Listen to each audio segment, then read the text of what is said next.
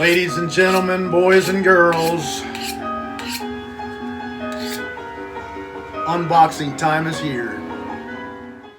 Hi, I'm going to play a little game today, and I'm going to call it Two Things I Love and One Thing I Hate. And I went shopping, did some shopping on eBay. One of the items came in today, and it includes two things I love. Folio Society, I love their books, and Jules Verne, big fan. So two things I love. And if there's one thing I hate, it's when you buy a book and it comes in an envelope. It's not even a mailer, it's an envelope.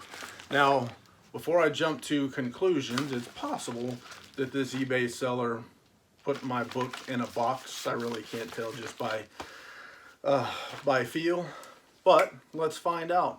Let's see how they did before I start raising a ruckus, complaining and whining and crying, and hope for the best. So when I open up my envelope, I got what looks like a Amazon Prime bubble mailer. So I got a book inside of an Amazon Prime bubble mailer with a rubber band wrapped tightly around it in a paper envelope. And that's not good. Don't ship your stuff that way.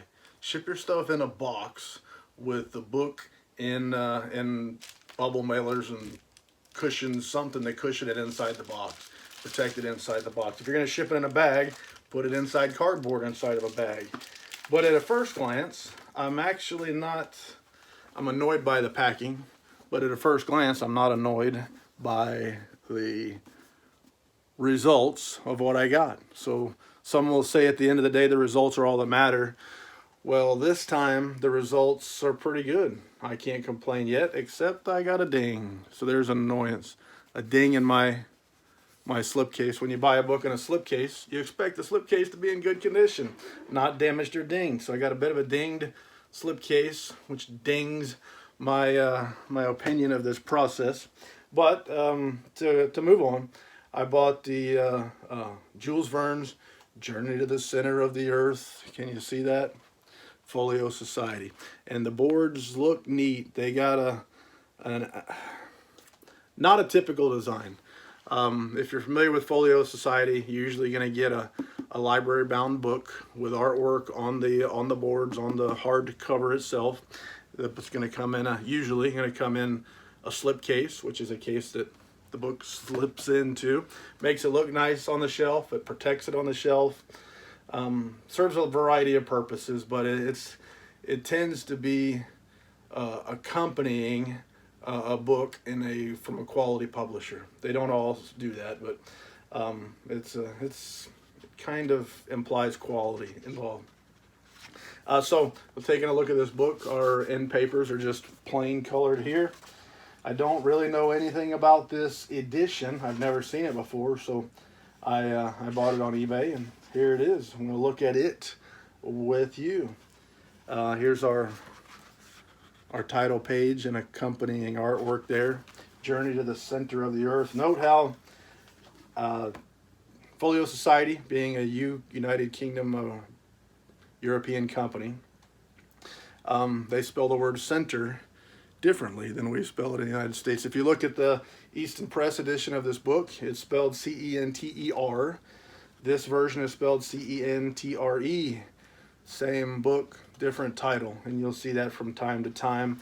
And actually, for some reason, you see it a lot in Jules Verne stuff.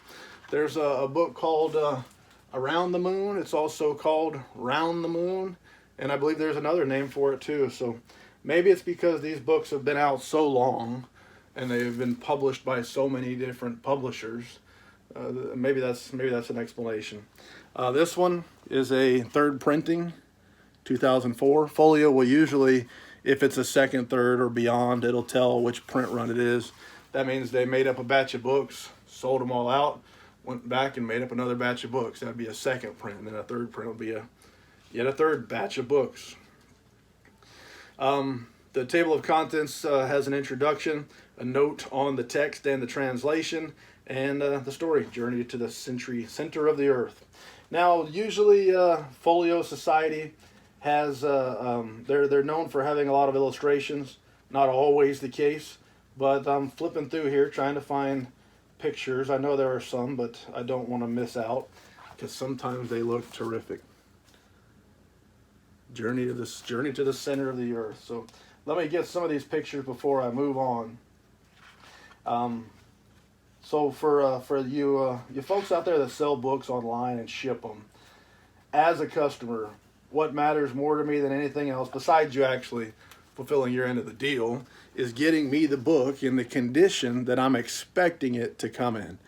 So it doesn't matter what condition the book's in when you sell it. What matters is the condition that the book's in when it arrives in the customer's hands. You cannot control how well the shipper handles the book, so you got to make sure that you package it adequately to protect the book from what's liable to happen in transit. Some more of this artwork here. Journey to the Center of the Earth. Are you a Jules Verne fan? Me too. No? Yeah, me too. I'm a Jules Verne fan for sure.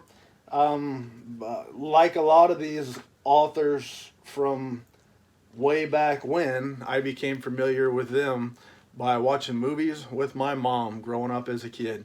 So a lot of these books from Jules Verne, I've seen movie variations of them, and that's how I got to know them. And then later on, becoming a reader and reading the written word, you find, man, the stories are not only somewhat different than the movie, but they're usually far better. And Jules Verne is an iconic author. Could be considered a father of science fiction, definitely a father of early science fiction, often credited to both he and H.G. Wells. Terrific science fiction authors. Jules Verne, maybe some would say that some of his stories are more dated than other science fiction authors, as over time his methods of how things happened have kind of become they're not looked upon as possible. They become impossible. They're considered impossible.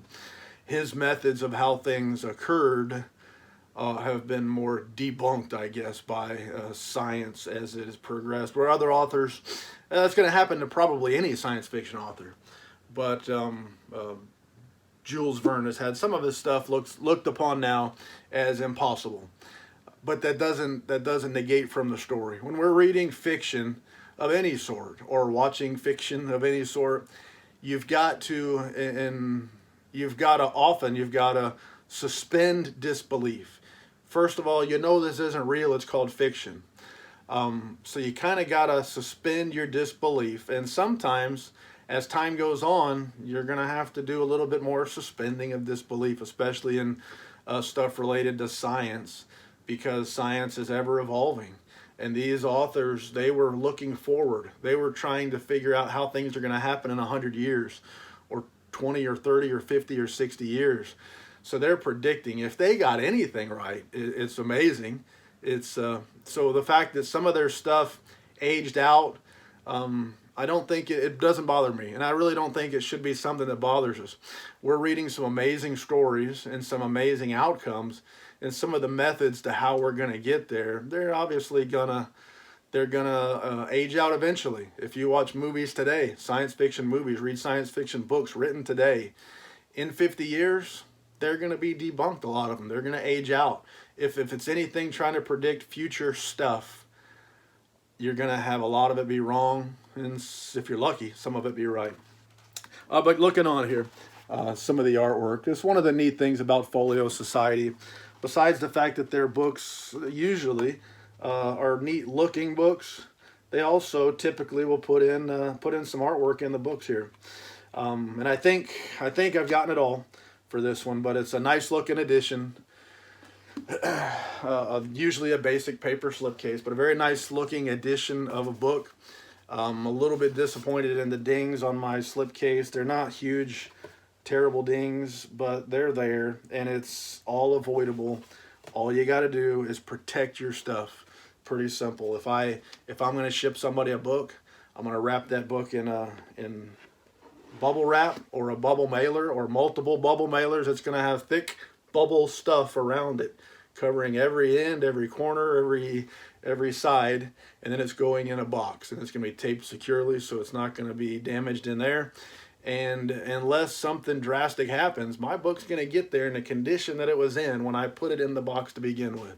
And that's what you expect. It's not that difficult to do it right, but the consequences of doing it wrong is that you jerk somebody else around on the other end, and there's a good chance that they're going to turn back around and jerk you around, either want their money back, either giving you a thumbs down, a negative feedback, cutting a promo on a video, what have you. It's not going to work out. So the moral of the story is just do the right thing.